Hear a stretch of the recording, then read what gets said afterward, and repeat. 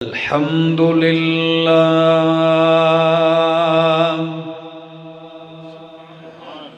الحمد لله رب العالمين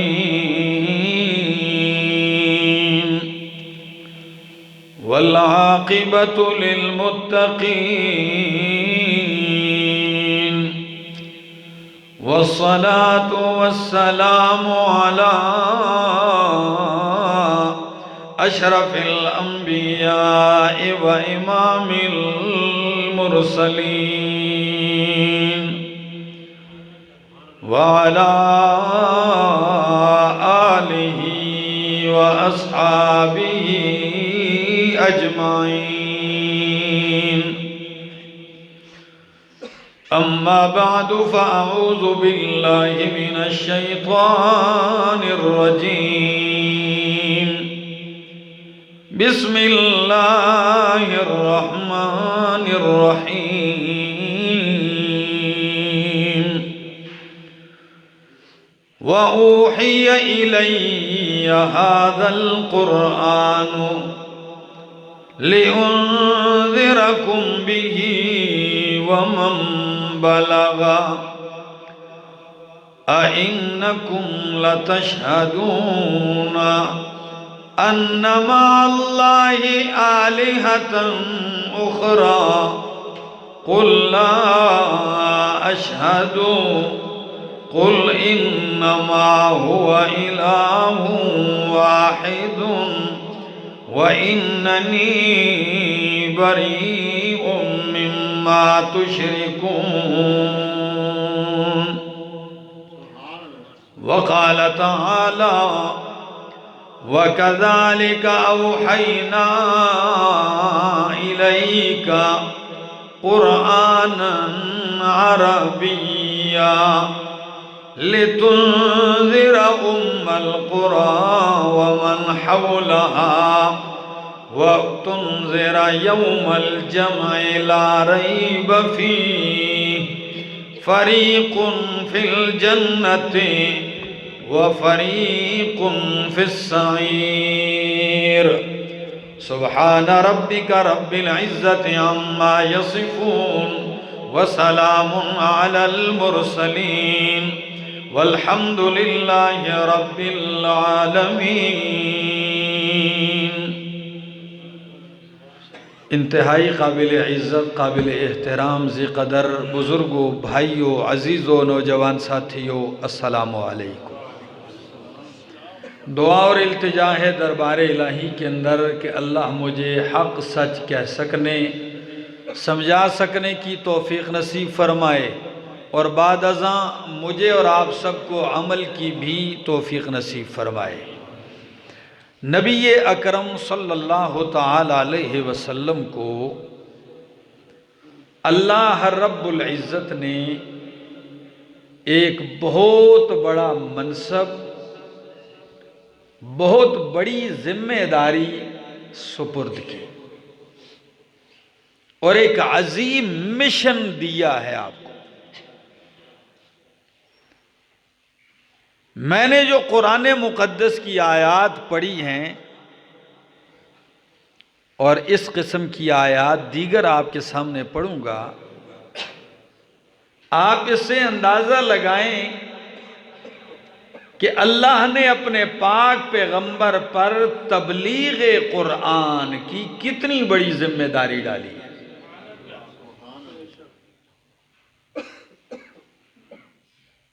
پہلے دن جس دن نبوت ملی اس دن 5 آیات ملی،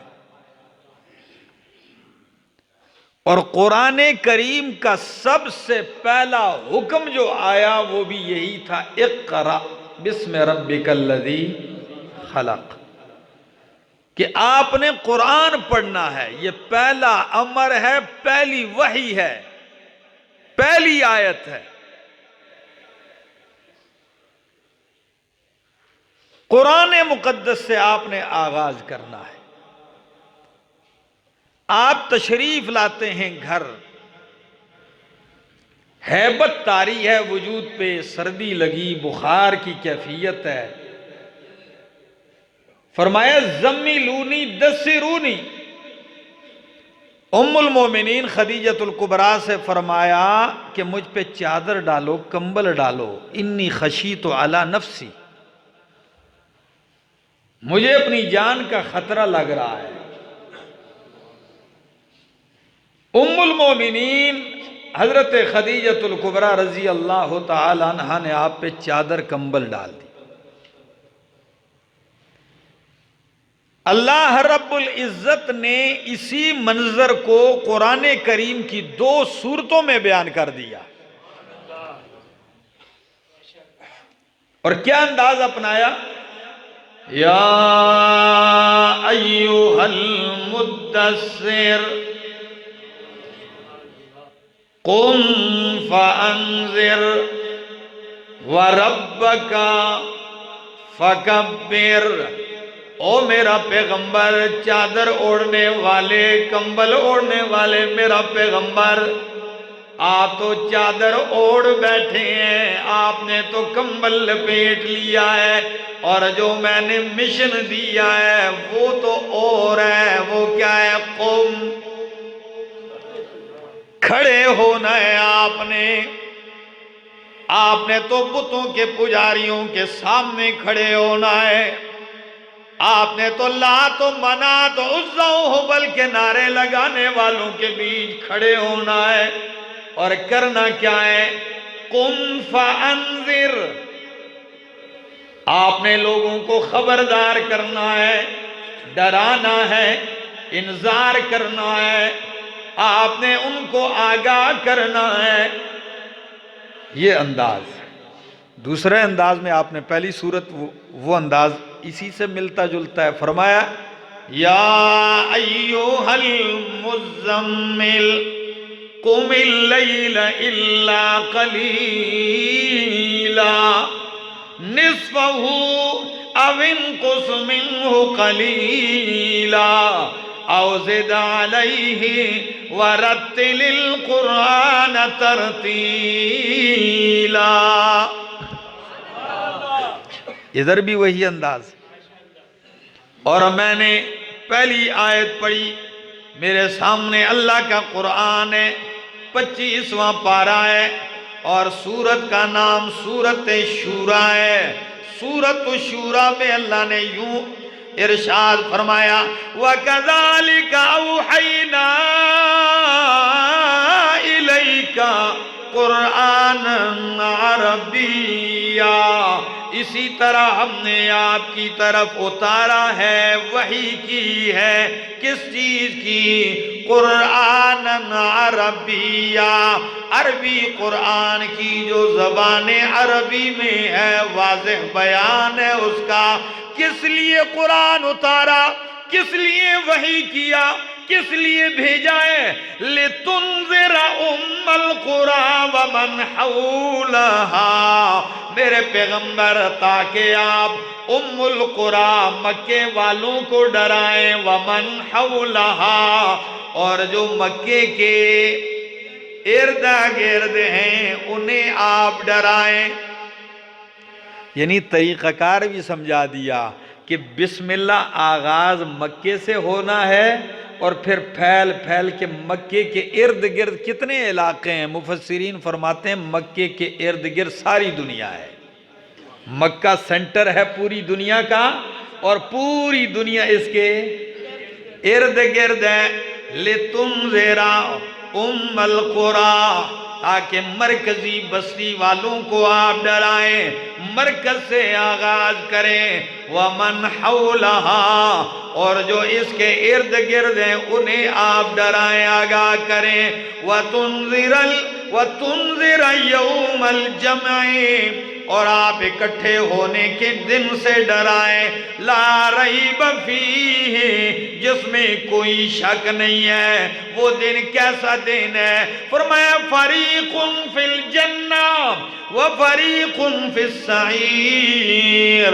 وہاں کوئی تیسری پارٹی نہیں ہے، ایک گروہ جنت میں اور ایک گروہ جہنم میں جائے گا. یہ فیصلہ ہونے والا. اب آپ کہیں گے قرآن میں تو ایک تیسری پارٹی کا ذکر ہے سورۃ اعراف کہ جو جنت اور جہنم کے بیچ والے ہیں، ادھر صرف دو ہی تقسیم کر دیے۔ وجہ یہ ہے کہ اعراف والے بھی بالآخر جنت میں چلے جائیں گے، کچھ عرصہ اعراف پہ رہیں گے، جنت اور جہنم کے بیچ میں دونوں کے منظر دیکھیں گے، پھر بالآخر کہاں چلے جائیں گے؟ جنت میں چلے جائیں گے۔ تو بات کر رہا تھا تبلیغ قرآن کی ذمہ داری، لِتُنذِرَ أُمَّ الْقُرَىٰ وَمَنْ حَوْلَهَا، اور قرآن کا دوسرا مقام ہے، یہ میرے سامنے سورت کا نام سورۃ الانعام ہے، 7واں پارہ ہے، آیت نمبر 19 ہے۔ اللہ کا قرآن کہتا ہے وَأُوحِيَ إِلَيَّ هَذَا الْقُرْآنَ وَأُوحِيَ إِلَيَّ هَذَا الْقُرْآنَ، میری طرف اس قرآن کی وحی کی گئی ہے، مجھے یہ قرآن وحی کے ذریعے پہنچایا گیا ہے۔ کس لیے؟ لِأُنذِرَكُمْ، او مکے والو، لِأُنذِرَكُمْ، تاکہ تمہیں ڈراؤں، وَمَن بَلَغَا، اور جس تک یہ قرآن پہنچے ان سب کو ڈراؤں، تمہیں ڈراؤں، وَمَن بَلَغَا، اور جس کو یہ قرآن، میں بھی شامل، آپ بھی شامل، یعنی معلوم ہوا کہ پیغمبر کے انذار کا اثر میرے اور آپ تک بھی پہنچا ہے۔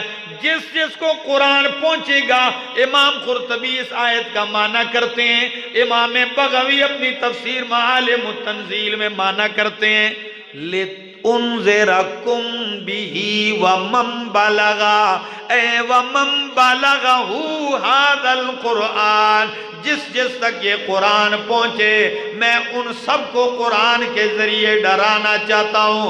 اور امام قرطبی تو عجیب معنی کرتے ہیں، وہ کہتے ہیں جس کو بھی قرآن کے ذریعے ڈرایا گیا، سمجھایا گیا، نصیحت کی گئی، بس وہ یوں سمجھے کہ پیغمبر نے براہ راست اسے ڈرا دیا ہے، یعنی یہ تعلق ادھر ہی جا کے جڑ رہا ہے۔ یہ ذمہ داری اس انداز میں، لِأُنذِرَكُمْ، مکے والو تمہیں خبردار کرنا چاہتا ہوں، وَمَن بَلَغَا، اور جس کو یہ قرآن پہنچے۔ اب نصیحت کون کون پائے گا؟ قرآن نے بتلا دیا ہے، سورۃ یاسین میں کیا فرمایا؟ میرے سامنے اللہ کا قرآن ہے اور سورت کا نام سورۃ یاسین ہے۔ سنیے قرآن کیا کہتا ہے، یاسین والقرآن الحکیم، گواہ ہے حکمتوں سے بڑا قرآن، شاہد ہے حکمتوں سے بڑا قرآن، انک لمن المرسلین، کہ تو رسولوں میں سے ہے، علی صراط مستقیم، تو صراط مستقیم پہ دلالت کرنے والا ہے، تو صراط مستقیم کی رہنمائی کرنے والا ہے، تو صراط مستقیم پہ گامزن ہے۔ تنزیل العزیز الرحیم، عزیز اور رحیم ذات کی طرف سے اتارا گیا ہے۔ کس لیے؟ لِتُنذِرَ قَوْمًا مَّا أُنذِرَ آبَاؤُهُمْ فَهُمْ غَافِلُونَ۔ لِتُنذِرَ، تاکہ تو ڈرائے، قوماً، اللہ ایسی قوم کو، مَا أُنذِرَ آبَاؤُهُمْ، کہ ان کے آباء و اجداد کو نہیں ڈرایا گیا، یعنی ان کے پاس کوئی نذیر آیا، نبی نہیں آیا ان کے پاس، جاہلیت میں ہو کے آ رہے ہیں، جن کے باپ دادا بھی ایسے ہی گزرے، ایسی قوم کو تو ڈرائے، ان کے باپ دادا کو بھی نہیں ڈرایا گیا، فَهُمْ غَافِلُونَ، وہ غافل ہیں۔ اور کبھی اللہ کا قرآن کہتا ہے یا ایھا الرسول، اے میرے رسول بلغ ما انزل الیک من ربک، بلغ، بلغا یبلغ تبلیغاً، کیا معنی ہوتا ہے؟ پہنچانا، تبلیغ کرنا۔ بلغ میرا پیغمبر پہنچا، تبلیغ کر کس چیز کی؟ ما انزل الیک من ربک، اس قرآن کی، اس دین کی، اس وحی کی جو آپ کی طرف اتارا گیا آپ کے رب کی طرف سے۔ اور تاکید دیکھیے، یہاں امر تو کر دیا نا، بلغ پہنچا، ما انزل الیک من ربک، جو آپ کی طرف اتارا گیا رب کی طرف سے۔ بات ختم ہو جانی چاہیے، ختم نہیں کی۔ فرمایا وَإِن لَّمْ تَفْعَلْ فَمَا بَلَّغْتَ الرِّسَالَةَ وَإِن لَّمْ تَفْعَلْ فَمَا بَلَّغْتَ رِسَالَتَهُ، اگر آپ نے قرآن نہیں پہنچایا سمجھ لیجئے آپ نے رب کا پیغام نہیں پہنچایا۔ اور ساتھ رب نے ساتھ نبھانے کا بھی وعدہ کر دیا۔ کیوں؟ جب آپ قرآن پہنچائیں گے تو ہلچل مچے گی۔ کیا؟ سب سے پہلا ہنگامہ مکے میں ہوگا، پھر جدھر جدھر تک اس کی لہریں پہنچیں گی اوپر نیچے ہو جائے گا ماحول، پھر آپ کے قتل کے منصوبے بنیں گے۔ آپ ہیں تنہ تنہا تو ساتھ ہی کہہ دیا واللہ یعصمک من الناس، میرا پیغمبر دلیری سے قرآن پہنچا، ساری کائنات مخالف ہو جائے پرواہ نہیں ہے، آپ کی حفاظت کرنے والا اللہ ہے۔ واللہ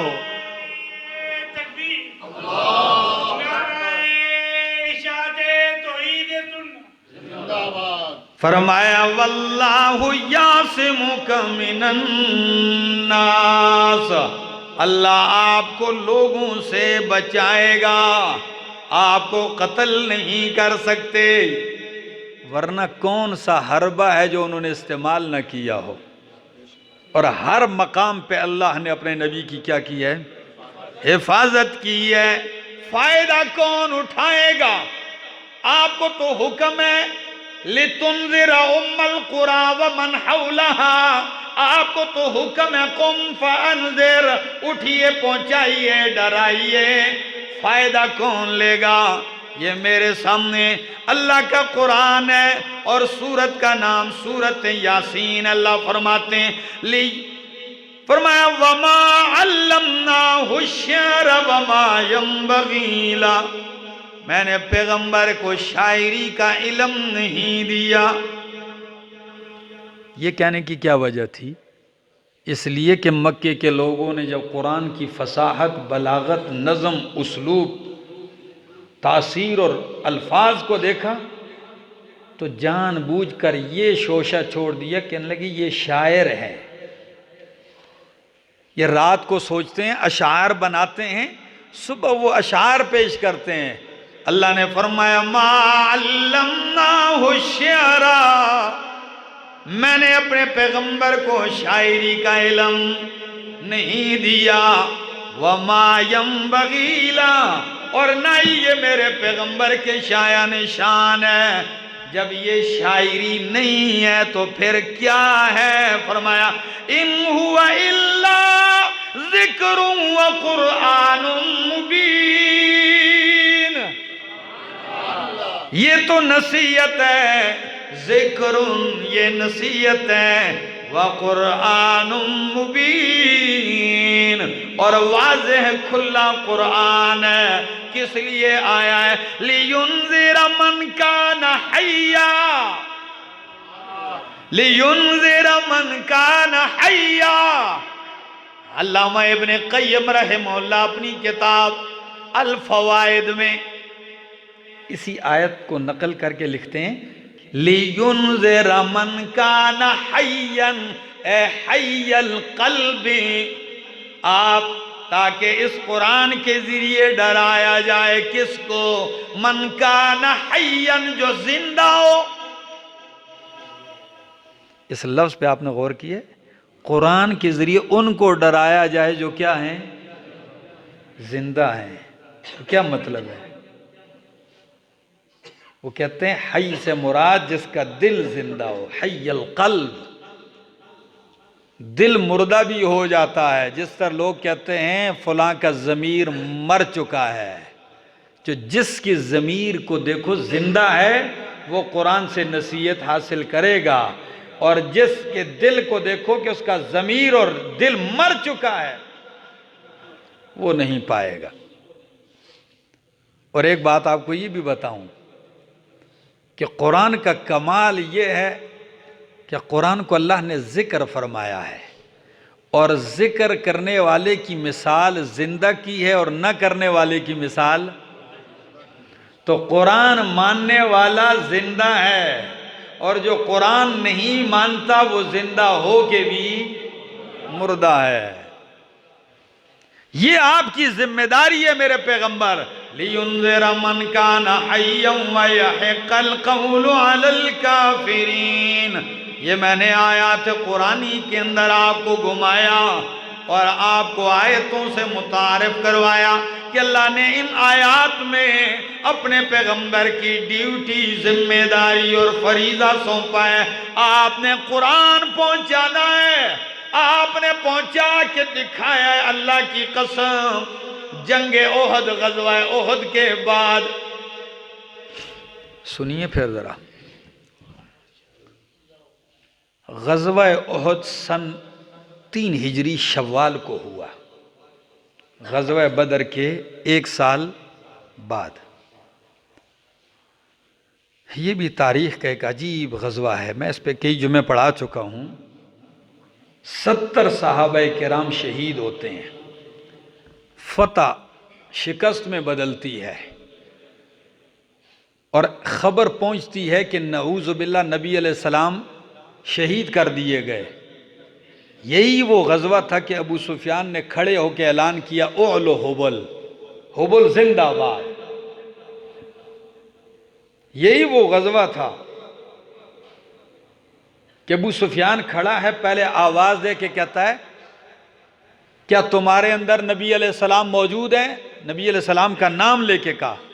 حضرت عمر کھڑے ہو کے کہنے لگے کہ میں بولتا ہوں کہ ہاں یہ بیٹھے۔ نبی علیہ السلام نے کہا عمر خاموش ہو جاؤ۔ جب کوئی جواب نہیں دیا تو ابو سفیان نے کہا لگتا ہے تمہارے لیڈر کو ہم قتل کر چکے، مارا گیا تمہارا لیڈر۔ پھر بھی جواب نہیں دیا نبی علیہ السلام۔ فرمایا کیا فلاں موجود ہے؟ بیٹھ جاؤ، کوئی جواب نہیں۔ جب خاموشی ہے، ابو سفیان نے ایک نعرہ لگایا اولو حبل، کہ حبل زندہ باد۔ نبی علیہ السلام نے فرمایا عمر اب اٹھ کے جواب دو۔ تو جواب سنیے کیا ابو سفیان نے کہا اولو حبل۔ فاروق اعظم اٹھ کے کہتے ہیں اللہ اعلی و اجل، اللہ اعلی و اجل، اللہ ہی بلند و بالا شان والا ہے۔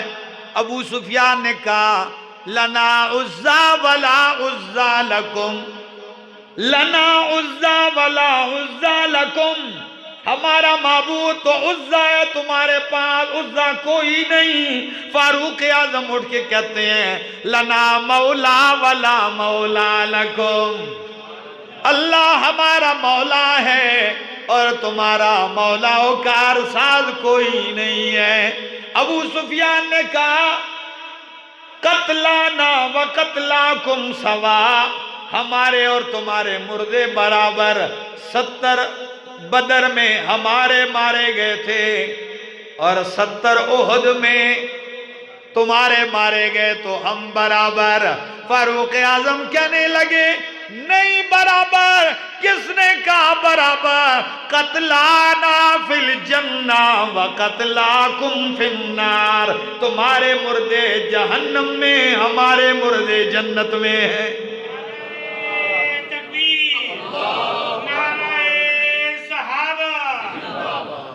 اللہ اکبر.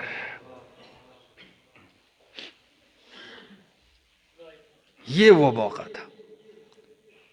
اور ابو سفیان نے کہا اگلے سال پھر لڑیں گے، کیونکہ 70 صحابہ کرام کو شہید کر کے وہ جو وقتی طور پر شکست کا سامنا کرنا پڑا، اس کے آثار پوری دنیا میں مشرکین اور کفار کی خوشی، اللہ، ایک لہر دوڑ پڑی.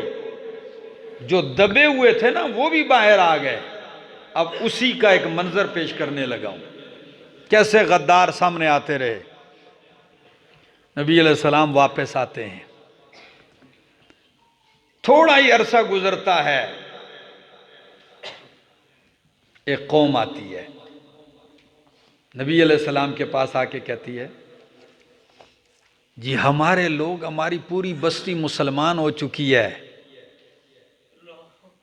آپ اگر ہمارے لیے کوئی قرآن کے معلم مدرس دے دیں جو وہاں جا کے تبلیغ قرآن کریں، تعلیم قرآن دیں تو بڑا نفع ہوگا. نبی علیہ السلام نے قرآن پہنچانے کی جو ڈیوٹی کی بات کر رہا تھا، فرمایا قم فلاں اٹھیے، فلاں اٹھیے. 10 صحابہ کرام کو اٹھایا. کتنے؟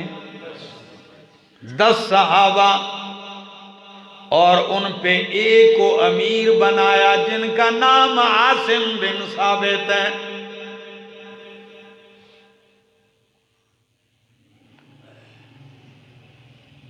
دس صحابہ کرام کی ایک جماعت، حضرت عاصم کو ان کا امیر مقرر کیا. فرمایا جاؤ ان کو قرآن پڑھانا، قرآن کی تبلیغ کرنا، دعوت قرآن دینا. لِتُنذِرَ بِهِ أُمَّ الْقُرَىٰ وَمَنْ حَوْلَهَا. یہ مجمع، یہ جماعت 10 صحابہ کرام کی چلتی ہے، بنو لحیان تک پہنچتی ہے. وہ غدار ایسے تھے کہ راستے ہی میں 200 آدمیوں کا انہوں نے لشکر تیار کیا اور ان کو گھیر لیا. لے کر کس لیے گئے کہ قرآن پہنچائیں گے، اور وہاں جا کے یہ حال کر دیا. یہ 10 صحابہ کرام فوراً چڑھتے ہیں کہ غداری تو ہم سے ہو گئی، دھوکہ ہو گیا. پہاڑ پہ چڑھتے ہیں، چوٹی پہ آ گئے. وہ نیچے سے تیر برسا رہے ہیں، یہ اوپر سے پتھر مار رہے ہیں. یہ جنگ کے لیے تو نہیں گئے تھے نا. میرے پاس یہ سیرت کی کتابیں پڑھی ہوئی ہیں، بہت ساری میں گھر میں دیکھ کے آیا ہوں. ان سیرت کی کتابوں نے اس واقعے کو سیریا لکھا ہے، لیکن میں نے اس کو سیریا کا نام دینا پسند نہیں کیا، اس لیے کہ سیریا یا غزوہ اسے کہتے ہیں کہ جس میں اللہ کے پاک پیغمبر جس جنگی مہم میں خود شریک ہوئے ہوں، اور سیریا جس میں آپ بنفس نفیس شریک نہ ہوئے ہو لیکن جنگی مہم پر بھیجا ہو. یہ جنگی مہم پر بالکل قطعاً نہیں بھیجے، اللہ کے پاک پیغمبر نے خالص تعلیم قرآن کے لیے بھیجے تھے، کوئی لڑائی جھگڑے کے لیے نہیں کہ جا کے آپ نے قرآن کی تبلیغ کرنی ہے. میں اس کو دعوتی مہم کہتا ہوں. پہنچے، اب وہ اوپر نہیں آ سکتے اور یہ 10 صحابہ نیچے نہیں اترتے. تیر انداز قدموں کے نشانوں پہ چڑھتے چڑھتے اوپر پہنچتے ہیں. 10 میں سے 7 صحابہ کرام لڑتے لڑتے جام شہادت نوش کرتے جا رہے ہیں. کتنے؟ 7. اب ذرا سنیے، ایک صحابی کا تذکرہ کرنے لگا ہوں جو ان 10 آدمیوں کے امیر تھے. کیا نام تھا؟ حضرت عاصم رضی اللہ تعالیٰ عنہ. وہ لڑتے ہیں، لڑائی شروع ہے، عاصم مار رہے ہیں، وہ عاصم کو مار رہے ہیں. کہتے بھی آ جاؤ، پناہ میں آ جاؤ، امن دیتے ہیں. انہوں نے کہا میں تمہاری پناہ میں نہیں آتا. لڑتے لڑتے جب حضرت عاصم سمجھ گئے کہ اب چھٹکارا نہیں، اب شہادت کا وقت آ گیا ہے۔ اور ان بدبختوں میں سے ایک نے کہا تھا کہ عاصم کی کھوپڑی اگر مجھے مل گئی تو میں اس کی کھوپڑی میں شراب پیوں گا۔ کیوں؟ بدر میں ان کے بہت بڑے لیڈر کو عاصم نے مارا تھا، تو عاصم کو تو پتا تھا کہ اب یہ میری میت، میری لاش، میرے جسم کی بے حرمتی کریں گے، ٹکڑے ٹکڑے کریں گے، کاٹیں گے۔ تو لڑائی کے دوران حضرت عاصم رب کے ساتھ التجا بھی کرتے ہیں، لڑ بھی رہے ہیں۔ کیا کہتے ہیں؟ اللہم انی احمی لک اليوم دینک فاحملی لحمی، اللہم انی احمی لک اليوم دینک فاحملی لحمی، اللہ میں تیرے دین کی حمایت میں لڑتا ہوں، اگر میں شہید ہو گیا میرے جسم کی حفاظت کرنا۔ فاحملی لحمی، اللہ میرے بدن کو ان کے ناپاک ہاتھوں سے بچا کے رکھنا ہے۔ جنگ لڑتے لڑتے حضرت عاصم شہید ہو جاتے ہیں، 7 جام شہادت نوش کرتے ہیں، 3 رہ جاتے ہیں۔ ایک کا نام حضرت خبیب ہے رضی اللہ عنہ، دوسرے کا نام زید ابن دسنا ہے، وسنا ہے، اور تیسرے کا نام ذہن میں نہیں ہے، لکھا ہی نہیں ہے تاریخ میں کہ ایک تیسرا صحابی تھا۔ ان تینوں نے آخر میں ان کی بات میں آ کر کہ یہ امن دیں گے، نیچے اتر آئے۔ انہوں نے کہا نیچے اترو، آپ کو امن ملے گا۔ یہ نیچے اتر آئے۔ جب نیچے اترے، ان بدبختوں نے فوراً جو تیر مارنے کے لیے کمان کے اندر ایک دھاگا ہوتا ہے چمڑے کا، اس دھاگے سے ان کو باندھنا شروع کر دیا، ایسے جکڑ دیا اور لے کے جانے لگے۔ تو جو تیسرا صحابی جن کا میں نے نام نہیں لیا، اس صحابی نے کہا اللہ کی قسم تم نے پہلے بھی دھوکہ کیا ہے، ابھی یہ دوسرا دھوکہ میں ہونے نہیں دوں گا، نہیں جاتا۔ مزاحمت شروع کر دی، انہوں نے اسی کو ادھر ہی شہید کر دیا۔ 2 رہ گئے، حضرت خبیب اور ساتھ حضرت زید رضی اللہ تعالیٰ عنہ، دونوں کو لے جایا گیا۔ خبیب کو مکے کے اس ظالم نے خریدا کہ جس کا بدر میں باپ قتل کیا گیا تھا، ان کو خرید لیا کہ یہ ہمیں دے دو، ہم اس سے بدلے لیں گے۔ زید کو بھی گرفتار کر لیا گیا، ان کو الگ دشمنوں نے اور ان کو، اللہ اکبر، سنیے، لے جایا گیا۔ یہ پڑھوں گا، صحیح بخاری کے الفاظ ہوں گے۔ زید کو ایک کمرے گھر کی طرف لے جایا گیا، حضرت خبیب کو دوسرے گھر کی طرف۔ دونوں قیدی ایک دوسرے کو دیکھتے دیکھتے جدا ہو گئے۔ اللہ اکبر۔ قید میں دن گزر رہے ہیں، آخر انہوں نے فیصلہ کر لیا کہ ہم اپنے قیدی کو پھانسی دیں گے، اور مکے سے باہر ایک مقام تنعیم، اب بھی جو مکے میں رہائشی ہیں ان کو وہ مقام معلوم ہوگا، کھلی فضا ہے، تنعیم مقام کا نام ہے، اس تک سب کو لے جایا گیا۔ دن مقرر کیا گیا، مرد، عورتیں، بچے، بوڑھے، جوان سب اکٹھے ہیں کہ ان کو وہاں پھانسی دی جائے گی۔ سارا عرب یہ منظر دیکھے گا مکہ۔ حضرت خبیب قید کے دن کاٹ رہے ہیں، اللہ کی شان، جس گھر کے اندر قید ہیں وہ عورت ایک دن کھانا پکانے لگی ہوئی ہے، تو اس کا بچہ پیدل چلتے چلتے، ہاتھ میں چھری ہے اس کے، چلتے چلتے اپنے آپ کو گھسیٹتے گھسیٹتے خبیب کے پاس پہنچ گئے۔ جو ہی بچہ خبیب کے پاس آیا، حضرت خبیب نے چھری لی، اسے پاس رکھی اور بچے کو اپنی ران پہ بٹھا لیا۔ ماں نے جب ادھر ادھر دیکھا اور نظر پڑی کہ اس کا بیٹا تو قیدی کی جھولی میں بیٹھا ہے اور چھری بھی اس کے، اللہ اکبر، تو اتنی ایک بے ساختہ چیخ اس سے نکلی کہ ہائے میں ماری گئی، یہ تو میرے بچے کو ذبح کرے گا، کیونکہ اس کی پھانسی کا دن تو مقرر ہے۔ جب اس نے چیخ ماری، خبیب کہنے لگے بہن جی ڈریے نہیں، ہم غدار نہیں ہیں۔ یہ غداریاں آپ لوگوں کے کام ہیں، میں بچے کو کچھ بھی نہیں کہتا ہوں، یہ لو چھری، یہ لو بچہ۔ وہ عورت یہ منظر دیکھ کے دل کے اندر، دیکھو مومن کی ہر ادا سے اسلام کی دعوت جھلکتی ہے، بشرطے کہ وہ دین پہ چلتا ہو۔ بچہ بھی واپس کر دیا، آخر وہ دن آ گیا، خبیب کو جکڑا ہوا ہے، آؤ جی میدان کی طرف۔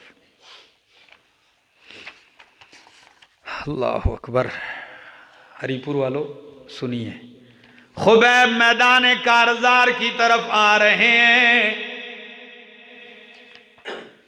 تختہ دار لگا ہوا ہے، سولی تیار ہے، رسی لٹک رہی ہے، اور یہ قرآن کا مبلغ، پیغمبر کا وفادار خادم جکڑا ہوا لے جایا جا رہا ہے، کوئی ڈھیلا مار رہا ہے، کوئی راستے میں پتھر مار رہا ہے۔ اس عاشق رسول کو یوں لے جایا جا رہا ہے۔ چلتے چلتے کسی نے کہا کوئی خواہش ہے؟ کہنے لگے ایک تمنا ہے، بس 2 رکعت نماز کی اجازت دیجئے۔ نے کہا پڑھ لو۔ امام بخاری رحمہ اللہ اس حدیث کو نقل کر کے کیا کہتے ہیں؟ کہتے ہیں خبیب وہ شخص ہے جس نے ساری امت کے لیے پھانسی پہ چڑھنے سے پہلے 2 رکعت سنت کا طریقہ جاری کر دیا۔ یہ جو وقت ملتا ہے نا، یہ سب سے پہلا یہ عمل کس نے کیا؟ حضرت خبیب رضی اللہ تعالیٰ عنہ نے نماز پڑھی 2 رکعت اور جلدی سے سلام پھیرا، اٹھ کے یوں گویا ہوئے، او لوگو منکرو میرے دشمنوں، آج میرا دل کر رہا تھا کہ نماز لمبی کر دوں، جو مزہ سجدے میں آج آیا کبھی نہیں آیا۔ آج دل کر رہا تھا کہ سجدہ لمبا کر دوں، لیکن اختصار اس لیے کیا ہے تاکہ کوئی یہ نہ کہے کہ محمد عربی کا غلام موت سے ڈر گیا ہے۔ جلدی اس لیے نماز پڑھی ہے۔ چڑھتے ہیں سیڑھیوں پہ تختہ دار کی طرف، پھندا گلے میں ڈالنے سے پہلے اتنی بات کہتے ہیں، اللہ کاش میرا یہ منظر، میری یہ حالت اللہ میرے پیغمبر تک پہنچا دے۔ اللہ جو میرے ساتھ ہونے والا ہے یا جو ہو چکا ہے، اس سے میرے پیغمبر کو خبردار کر دیجئے۔ کسی نے یوں زخمی کرتے ہوئے کہا، ہاں اتنا ہی کہہ دو کہ آج کاش میری جگہ میرے پیغمبر ہوتے، تجھے آزادی ابھی چھوڑ دیتے ہیں۔ اس وقت بھی تڑپ کے کہنے لگے، او بدبختو، یہ تو تمہارا خیال ہے، اگر مجھ سے پوچھو تو میں کہوں گا میری جیسی 1000 جانیں قربان ہو جائیں مگر میرے محمد کے پاؤں میں کانٹا بھی نہ چبھنے پائے۔ آپ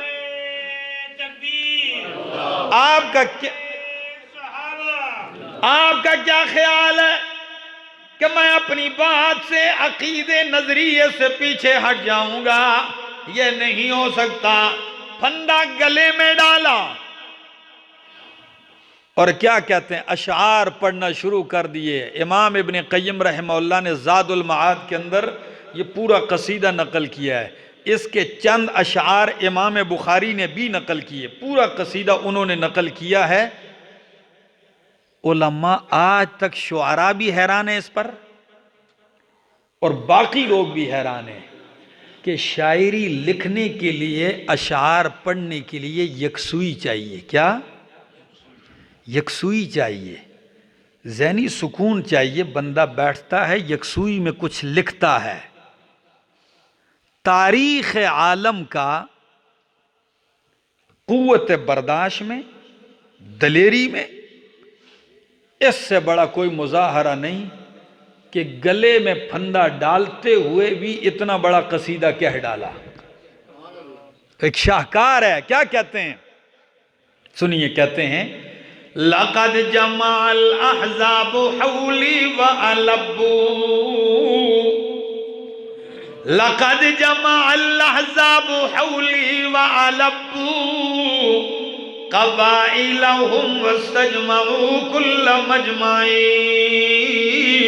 وَكُلُّهُمْ مُبْدِي الْعَدَاوَةِ جَاهِدُوا عَلَيَّ لِأَنِّي فِي وَسَاقٍ بِمَزْيَعٍ وَقَدْ جَمَّعُوا أَبْنَاءَهُمْ وَنِسَاءَهُمْ وَقُرِّبْتُ مِنْ جِذْعٍ طَوِيلٍ مُمَنَّعٍ وَقَدْ خَيَّرُونِ الْكُفْرَ وَالْمَوْتُ دُونَهُ وَقَدْ حَمَلَتْ عَيْنَايَ مِنْ غَيْرِ مَجْزَعٍ فَلَسْتُ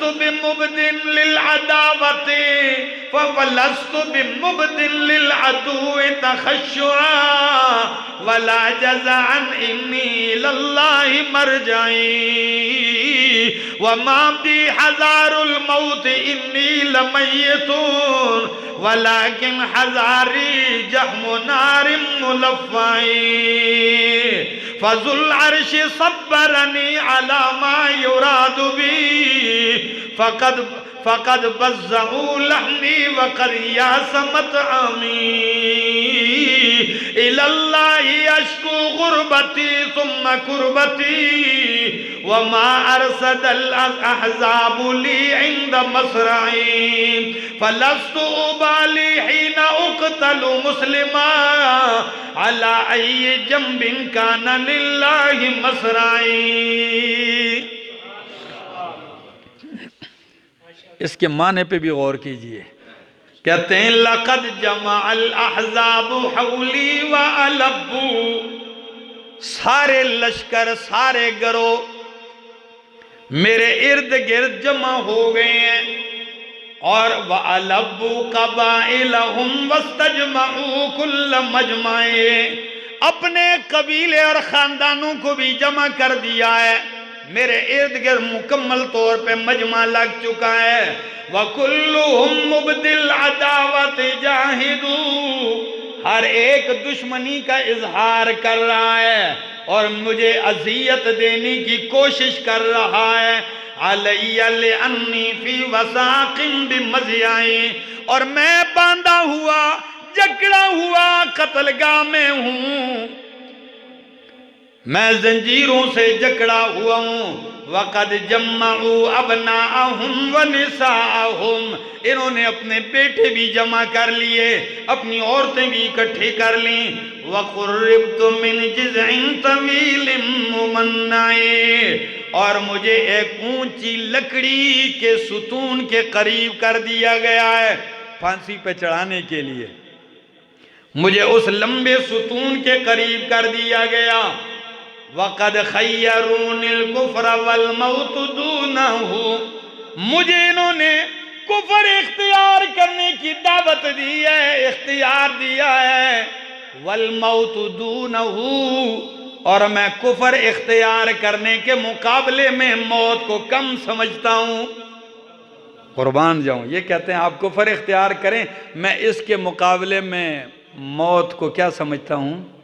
کم سمجھتا ہوں. مر جانا معمولی بات ہے، کافر نہیں ہونا. وَقَدْ حَمَلَتْ عَيْنَايَ مِنْ غَيْرِ مجزائیں، میری آنکھوں سے آنسو بہ رہے ہیں لیکن غیر مجزائیں، ڈر کی وجہ سے نہیں بہ رہے۔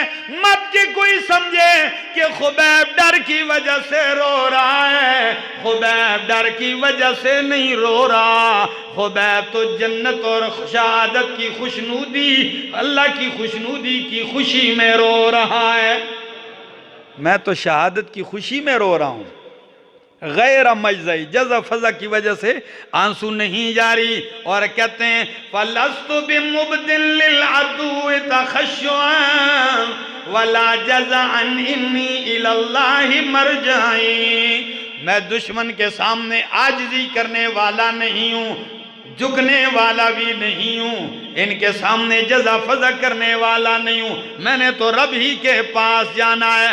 وَمَا بِي حَذَارُ الْمَوْتِ إِنِّي لَمَيِّتٌ، میں موت سے نہیں ڈرتا، موت تو ایک دن آنی ہے، ادھر نہیں آئے گی، بستر پہ آئے گی لیکن آئے گی۔ ڈر کس بات کا ہے؟ وَلَكِنْ حَذَارِي جَحْمُ نَارٍ مُلَفَّعٍ، مجھے تو جہنم کی لپٹنے والی آگ سے ڈر لگ رہا ہے، ان سے نہیں ڈرتا، موت سے نہیں ڈر رہا ہوں، ڈر اس جہان کا ہے۔ اور کیا کہتے ہیں فَضُّ الْعَرْشِ صَبَّرَنِي عَلَى مَا يُرَادُ بِي، عرش والے اللہ نے مجھے ان کے ارادوں اور تکلیفوں پر صبر دے رکھا ہے۔ فَضُّ الْعَرْشِ صَبَّرَنِي عَلَى مَا يُرَادُ بِي، بعض نے اس کو صبرنی پڑھا ہے ماضی کا صیغہ بنا کے، اور بعض نے اس کو صبر امر کا صیغہ بنا کے پڑھا، تو اب یہ دعائیہ کلمہ ہوگا۔ دعائیہ کلمہ کیسے ہوگا اس کا معنی سنیے، کہتے ہیں فَضُّ الْعَرْشِ صَبِّرْنِي، فَضُّ الْعَرْشِ صَبِّرْنِي عَلَى مَا يُرَادُ بِي، او عرش والے اللہ مجھے صبر عطا کر دے ان کی تکلیفوں پر، کیوں؟ فَقَدْ بَزَّعُوا لَحْمِي وَقَدْ يَاسَ مَطْعَمِي، اللہ میری بچنے کی کوئی امید نہیں، یہ میری بوٹیاں بوٹیاں کرنے کو تیار ہیں، اللہ مجھے ٹکڑے ٹکڑے کرنا چاہتے ہیں، تو ہی مجھے صبر دے۔ اور آخر میں شکوہ کیا کرتے ہیں؟ کہتے ہیں إِلَى اللَّهِ أَشْكُو، إِلَى اللَّهِ أَشْكُو غُرْبَتِي ثُمَّ قُرْبَتِي، میں اللہ ہی کے سامنے شکوہ کرتا ہوں، غربتی، کہ میں پردیسی ہوں۔ کیا ہوں؟ عربی میں غریب اس کو کہتے ہیں ناشنا، پردیس میں ہوں، گھر سے اولاد سے دور ہوں۔ إِلَى اللَّهِ أَشْكُو غُرْبَتِي ثُمَّ قُرْبَتِي، اللہ اپنے پردیسی ناشنا ہونے کی بھی شکایت تیری بارگاہ میں کرتا ہوں، اور اپنی تکلیف کی بھی شکایت کرتا ہوں۔ اللہ اکبر۔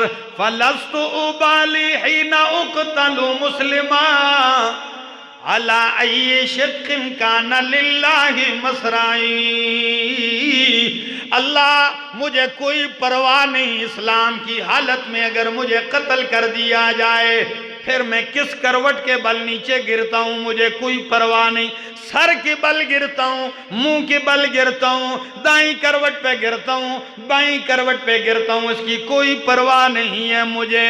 وَذَلِكَ فِي ذَاتِ الْإِلَٰهِ وَإِن يَشَاءُ، میرے ساتھ جو کچھ بھی ہو رہا ہے یہ کس وجہ سے اللہ کے لیے کیا جا رہا ہے کہ میں رب کی توحید سناتا ہوں، رب کی وحدانیت سناتا ہوں۔ اللہ مجھے ٹکڑے بھی تیری خاطر کیا جا رہا ہے، مجھے مارا بھی تیری خاطر جا رہا ہے، لیکن مجھے کوئی پرواہ نہیں۔ یبارک علی اوصال شلو ممزع، اللہ اگر یہ میرے ٹکڑے بھی کر دیں تو میرے وجود کے ہر ٹکڑے پہ برکتیں نازل فرما دینا، اللہ میرے وجود کے ہر ٹکڑے پہ برکتیں نازل کر دینا۔ آسان نہیں آیا قرآن ہم تک میرا دوست، اور نہ ہی ایسا ہے جیسے لوگوں نے سمجھ لیا ہے، غلافوں کے اندر بند کیا جائے اور بس مردے کے ساتھ قبرستان لے جایا جائے، ٹھیک ہے نا، پھر ادھر اس کو دائرے میں گھمایا جائے، پیسوں کا ایک بنڈل لیا جائے، پھر وہ تقسیم کیے جائیں، اور ایسے گمانے چکر دینے سے روزے بھی معاف، نمازیں بھی معاف، زکاتیں، ساری چیزیں، بڑا آسان کام ہے۔ پوری زندگی ایک بندے نے جان بوجھ کے نمازیں نہیں پڑھی، اور یہ مولوی کم بخت 5-10 ہزار روپے میں ساری نمازوں کے کفارے کیا کر دیتا ہے؟ ادا کر دیتا ہے۔ ایسا آسان کام ہے میرا دوست، قرآن کو سمجھنا پڑے گا۔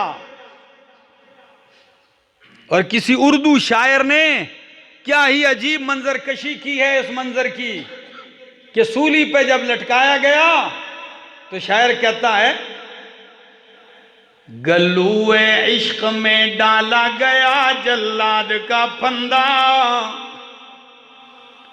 گلو عشق میں ڈالا گیا جلاد کا پھندا، پکڑ کے دار پہ باندھا گیا اللہ کا بندہ، خدا جانے محبت کے یہ کیا اسرار ہوتے ہیں، خدا جانے محبت کے یہ کیا اسرار ہوتے ہیں، جو سجدوں میں جھکتے ہیں وہ زیبدار ہوتے ہیں۔ اور میں کہتا ہوں، بڑھایا مرتبہ کردار کا گفتار کے اوپر، بڑھایا مرتبہ کردار کا گفتار کے اوپر، کہ واعظ برسر منبر و غازی دار کے اوپر پھانسی دیا گیا۔ حضرت زید کو بھی یوں ہی پھانسی دی گئی۔ تاریخ نے لکھا ہے نا، جب 2 قیدی کئی دنوں کے بعد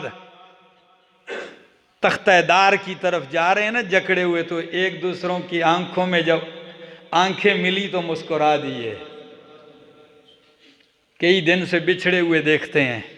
اس حال میں میرے دوستو آئیے، اگر رب نے احسان کر دیا اور یہ عظیم کتاب میرے اور آپ کے گھر تک آ چکی ہے تو خدا را اس کی قدر کیجئے، اس کو سمجھیے، اس کو سمجھیے۔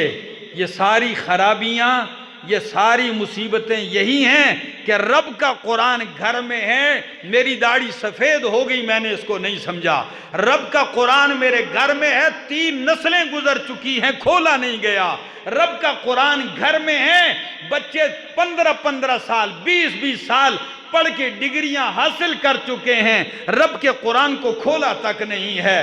رب کا قرآن دلہن کو دیا گیا ہاتھ میں، اس کے بعد اس نے ہاتھ نہیں لگایا، اس کے بعد اس کی بیٹی آگے جائے گی، اس کو ہاتھ میں دیا گیا، اس کے بعد پھر جب مرا تو جنازے کے ساتھ قرآن گیا، اس کے بعد جب قبر بنی، قبر کے کتبوں پہ قرآن لکھ دیا گیا، جہاں پہ بکریاں آئیں، جہاں پہ وحشی جانور آئیں، جہاں پہ پرندوں کی بیٹ پڑتی رہے، مردے اٹھ کے قبرستان کے قرآن کی آیتیں نہیں پڑھتے، کس لیے آپ لکھتے ہو؟ میرے دوستو، اگر آپ نے زندوں کے پڑھنے کے لیے لکھا ہے تو زندے کے گھر میں 30 پارے رب کا قرآن پڑھا ہے، 50-60 سال گزر چکے ہیں، رب کے قرآن کو کھولا نہیں ہے، 50 سال گزر چکے ہیں، بال سفید ہو چکے ہیں، کبھی یہ کوشش بھی نہیں کی کہ رب کہتا کیا ہے، کل اللہ کو جواب کیا دینا ہے۔